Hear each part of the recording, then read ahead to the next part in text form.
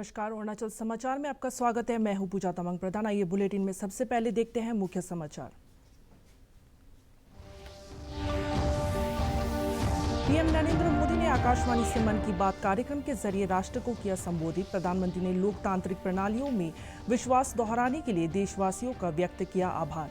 कार्यक्रम में प्रधानमंत्री ने विश्व पर्यावरण दिवस पर इस वर्ष शुरू किए गए विशेष अभियान एक पेड़ मां के नाम का किया उल्लेख। भारत ने दक्षिण अफ्रीका को हराकर दूसरी बार जीता टी20 क्रिकेट विश्व कप का खिताब। जसप्रीत बुमराह बने player of the tournament. Virat Kohli और रोहित शर्मा ने टी20 क्रिकेट से संन्यास की घोषणा। राष्ट्रपति, उपराष्ट्रपति और प्रधानमंत्री ने भारतीय क्रिकेट टीम को दी बधाई। अरुणाचल प्रदेश में पिछले कई दिनों से हो रही वर्षा से नामसाई, लोहित, ईस्ट सियांग सहित कई जिलों के निचले इलाकों में पैदा हुई बाढ़ की स्थिति। मौसम विभाग ने नामसाई और चांगलांग जिले में अगले 24 घंटे में भारी वर्षा का जारी किया रेड अलर्ट।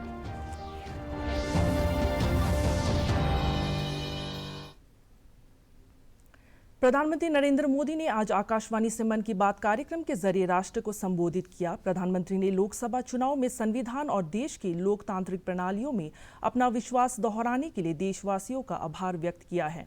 मन की बात कार्यक्रम के जरिए राष्ट्र को संबोधित करते हुए प्रधानमंत्री ने कहा कि 2024 का आम चुनाव दुनिया का सबसे बड़ा चुनाव था, जिसमें 65 करोड़ लोगों ने मतदान किया। उन्होंने कहा कि दुनिया के किसी भी देश में ऐसा कभी नहीं हुआ। प्रधानमंत्री ने इसके लिए चुनाव आयोग और मतदान प्रक्रिया में शामिल सभी लोगों को बधाई दी। श्री मोदी ने विश्व पर्यावरण दिवस पर इस वर्ष शुरू किए गए विशेष अभियान एक पेड़ मां के नाम का उल्लेख किया। उन्होंने लोगों से अपील की कि वे अपनी मां के साथ या अपनी मां की स्मृति में एक पेड़ लगाएं। प्रधानमंत्री ने इस बात पर प्रसन्नता व्यक्त की कि लोग अपनी माता के साथ या अपनी तस्वीरों के साथ पेड़ लगाने की तस्वीरें सोशल मीडिया पर साझा कर रहे हैं। और मेरे प्यारे साथियों, अगर मैं आपसे पूछूं कि दुनिया का सबसे अनमोल रिश्ता कौन सा होता है, तो आप जरूर कहेंगे मां। हम सबके जीवन में मां का दर्जा सबसे ऊंचा होता है। मां हर दुख सहकर भी अपने बच्चे का पालन पोषण करती है। हर मां अपने बच्चे पर हर स्नेह लुटाती है।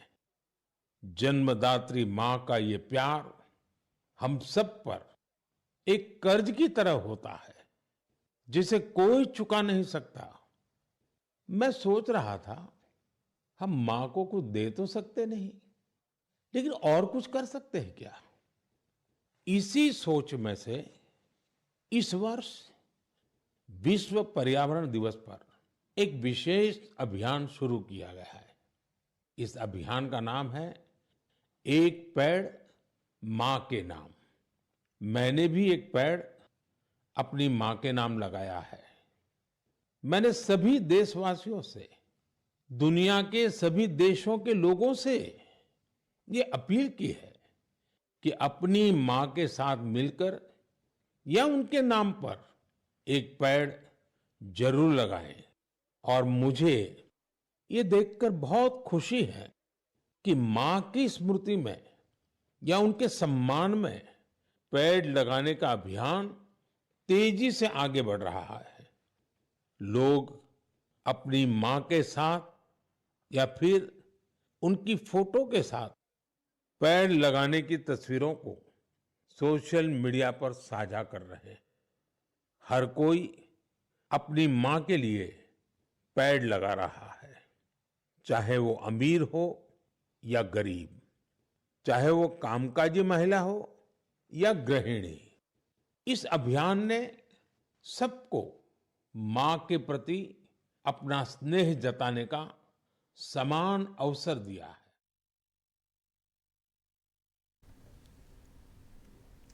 प्रधानमंत्री ने मन की बात कार्यक्रम में कहा कि अगले महीने इस समय तक पेरिस ओलंपिक शुरू हो चुके होंगे। उन्होंने ओलंपिक खेलों के लिए भारतीय दल को शुभकामनाएं दी। प्रधानमंत्री ने लोगों से #cheer4Bharat के माध्यम से खिलाड़ियों का उत्साह बढ़ाने का आग्रह किया है। पेरिस ओलंपिक शुरू हो चुके होंगे।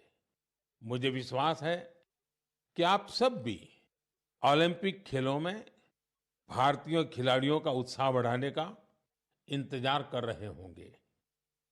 मैं भारतीय दल को ओलंपिक खेलों की बहुत-बहुत शुभकामनाएं देता हूं। हम सबके मन में टोक्यो ओलंपिक की यादें अब भी ताजा हैं। टोक्यो में हमारे खिलाड़ियों के प्रदर्शन ने हर भारतीय का दिल जीत लिया था।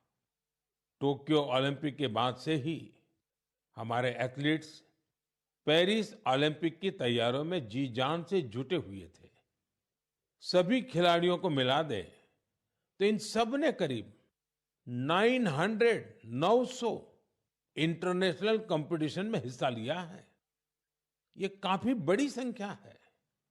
साथियों, पेरिस ओलंपिक में आपको कुछ चीजें पहली बार देखने को मिलेगी। शूटिंग में हमारे खिलाड़ियों की प्रतिभा निखर कर सामने आ रही है। टेबल टेनिस में मेन और विमेन दोनों टीमें क्वालिफाई कर चुकी हैं। भारतीय शॉटगन टीम में हमारी शूटर बेटियां भी शामिल है। इस बार कुश्ती और घुड़सवारी में हमारे दल के खिलाड़ी उन कैटेगरीज में भी compete करेंगे जिनमें पहले वे कभी शामिल नहीं रहे। इससे आप ये अनुमान लगा सकते हैं कि इस बार हमें खेलों में अलग लेवल का रोमांच नजर आएगा। आपको ध्यान होगा, कुछ महीने पहले वर्ल्ड पारा एथलेटिक्स चैंपियनशिप में हमारी बेस्ट परफॉर्मेंस रही है। वहीं चेस और बैडमिंटन में भी हमारे खिलाड़ियों ने परचम लहराया है। अब पूरा देश ये उम्मीद कर रहा है कि हमारे खिलाड़ी ओलंपिक्स में भी बेहतरीन प्रदर्शन करेंगे। इस बार हमारा हैशटैग चीयर फॉर भारत है। इस हैशटैग के जरिए हमें अपने खिलाड़ियों को चीयर करना है, उनका उत्साह बढ़ाते रहना है। तो मोमेंटम को बनाए रखिए। आपका ये मोमेंटम भारत का मैजिक दुनिया को दिखाने में मदद करेगा। भारत ने दूसरी बार टी20 विश्व कप का खिताब जीत लिया है। बारबाडोस में खेले गए फाइनल में टीम इंडिया ने दक्षिण अफ्रीका को रोमांचक मुकाबले में 7 रन से हरा दिया। टॉस जीतकर पहले बल्लेबाजी करते हुए भारत ने 20 ओवर में 7 विकेट गंवाकर 176 रन बनाए थे। जवाब में दक्षिण अफ्रीका की टीम 20 ओवर में 8 विकेट पर 159 रन बना सकी। विराट ने 56 गेंदों में शानदार 76 रनों की पारी खेली। उन्हें मैन ऑफ द मैच पुरस्कार दिया गया। वहीं जसप्रीत बुमराह को मैन ऑफ द टूर्नामेंट चुना गया। राष्ट्रपति द्रौपदी मुर्मू, उपराष्ट्रपति जगदीप धनखड़ और प्रधानमंत्री नरेंद्र मोदी ने टी20 विश्व कप जीतने पर भारतीय टीम को बधाई दी। प्रधानमंत्री मोदी ने कहा कि यह मैच ऐतिहासिक था। देश को भारतीय क्रिकेट टीम पर गर्व है।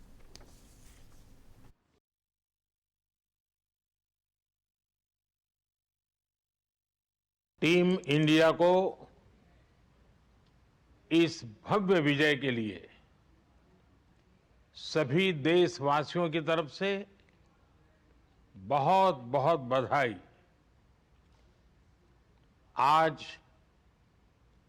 140 करोड़ देशवासी आपके इस शानदार प्रदर्शन के लिए गर्व अनुभव कर रहे हैं। खेल के मैदान में आपने वर्ल्ड कप जीता, लेकिन हिंदुस्तान के हर गांव, गली, मोहल्ले में आपने कोटि कोटि देशवासियों का दिल जीत लिया। और ये टूर्नामेंट एक विशेष कारण से भी याद रखी जाएगी। इतने सारे देश, इतनी सारी टीमें और एक भी मैच हारना नहीं, ये छोटी उपलब्धि नहीं है। आपने क्रिकेट जगत के हर महारथी, उनके हर बॉल को खेला और आपने शानदार विजय प्राप्त करते रहे। अरुणाचल प्रदेश में पिछले कई दिनों से हो रही वर्षा से नामसाई, लोहित, ईस्ट सियांग सहित कई जिलों के निचले इलाकों में बाढ़ की स्थिति पैदा हो गई है। नामसाई जिले में डिहिंग नदी, ईस्ट सियांग जिले में सियांग रिवर सहित राज्य के सभी नदियों में अचानक जलस्तर बढ़ने से इसके आसपास के इलाकों में बाढ़ की स्थिति बनी हुई है। मौसम विभाग ने नामसाई और चांगलांग जिले में अगले 24 घंटे में भारी वर्षा का रेड अलर्ट जारी किया है। जिला प्रशासन द्वारा लोगों से नदियों में मछली पकड़ने सहित किसी भी गतिविधियों से दूर रहने की अपील की गई है। हमारे संवाददाता ने नामसाई जिले के लोअर मैंगकेंग, मिरी और डिहिंग नदी का जायजा लिया। डिहिंग नदी में जलस्तर बढ़ गया है और कई इलाकों में सड़कों के ऊपर से पानी बह रहा है। इससे जनजीवन प्रभावित है। अरुणाचल प्रदेश में पिछले कुछ दिनों से हो रही भारी वर्षा से कई इलाकों में बाढ़ की स्थिति पैदा हो गई है। नामसाई और ईस्ट सियांग जिले के निचले इलाकों में पानी भर गया है। मौसम विभाग ने भी ईस्ट सियांग, नामसाई और चांगलांग जिले में भारी वर्षा का रेड अलर्ट जारी किया है और लोगों से सावधानी बरतने की अपील की है। नामसाई जिले के कई इलाकों में वर्षा का पानी भर गया है। यहाँ की नदियाँ उफान पर हैं, जिसके कारण जिला प्रशासन ने लोगों से नदियों में मछली न पकड़ने जाने की अपील की है। जबकि मौसम विभाग के अनुसार अगले कुछ दिनों तक भारी वर्षा होने की संभावना है। बाढ़ की स्थिति को देखते हुए जिला प्रशासन विशेष सतर्कता बरत रहा है और जान माल की सुरक्षा के लिए लोगों के लिए दिशा निर्देश जारी किए गए हैं। जनरल उपेंद्र द्विवेदी ने आज नई दिल्ली में नए थल सेनाध्यक्ष के रूप में कार्यभार ग्रहण कर लिया है। जनरल द्विवेदी ने 15 दिसंबर 1984 को थल सेना के इन्फेंट्री जम्मू और कश्मीर राइफल्स में कमीशन प्राप्त किया था। उन्होंने रक्षा और प्रबंधन अध्ययन में एमफिल और सामरिक अध्ययन और सैन्य विज्ञान में स्नातकोत्तर डिग्री हासिल की है।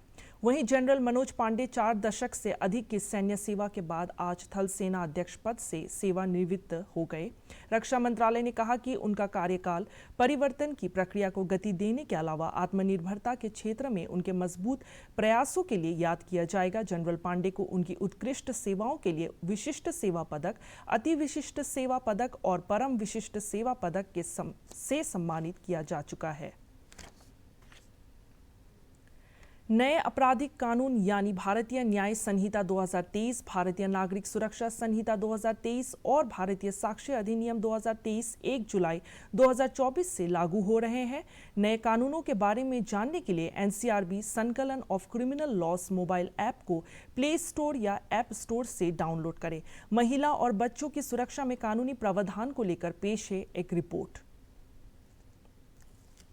2023 महिलाओं और बच्चों के खिलाफ अपराधों पर एक समर्पित नया अध्याय पेश करता है। बलात्कार और यौन उत्पीड़न के पीड़ितों को न्याय प्रदान करने पर ध्यान देने के साथ महिलाओं के खिलाफ अपराधों के लिए सख्त सजा का प्रावधान है। महिलाओं के खिलाफ जघन्य अपराधों के लिए सजा में वृद्धि, महिला सुरक्षा के लिए प्रतिबद्धता पर जोर दिया गया है। 18 वर्ष से कम उम्र की लड़कियों के खिलाफ अपराध के लिए गंभीर दंड का प्रावधान है, जिसमें सबसे जघन्य अपराधों के लिए आजीवन कारावास या मौत की सजा शामिल है। बीएनएस की धारा 199C के अनुसार लोक सेवक को बलात्कार, महिलाओं के खिलाफ यौन उत्पीड़न आदि जैसी कुछ धाराओं के संबंध में दी गई जानकारी को रिकॉर्ड करने में विफलता दंडनीय अपराध है। बीएनएस की धारा 95 के तहत बच्चों पर शोषण करना एक दंडनीय अपराध है।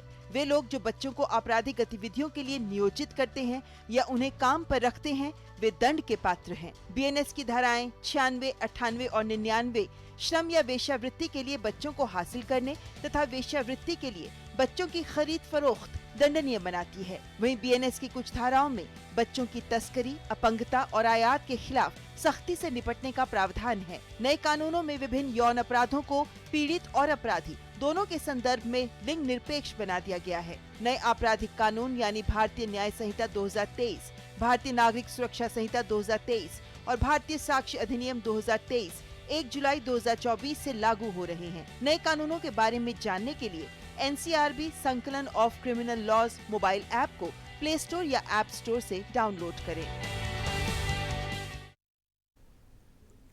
अरुणाचल समाचार के आज के अंक में इतना ही। हम कल फिर हाजिर होंगे अरुणाचल और देश दुनिया की खबरों के साथ। चलते चलते आपको बता दें कि आप अरुणाचल समाचार हमारे YouTube channel DD news Arunachal पर हर शाम 6:30 पर लाइव देख सकते हैं। देखते रहिए अरुण प्रभा। नमस्कार।